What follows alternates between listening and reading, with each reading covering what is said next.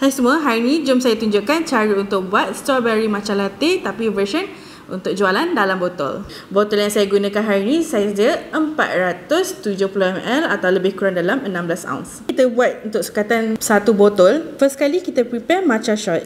Untuk serbuk matcha kita gunakan serbuk matcha base powder daripada Mixla 20 gram. Dan kita masukkan air panas pula dalam 100ml. Kita gunakan milk frother untuk mixkan kita punya powder dengan air panas tadi. Since hari ni saya nak buat strawberry matcha latte, so ini dia strawberry compote. Strawberry compote ni kita masukkan dalam lebih kurang 2 scoop.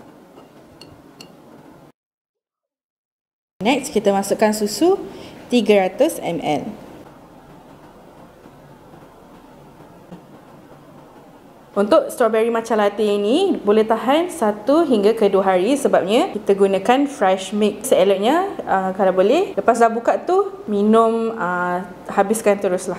Dah siap kita punya strawberry matcha latte. Jangan lupa follow untuk tahu lagi banyak resepi-resepi yang menarik.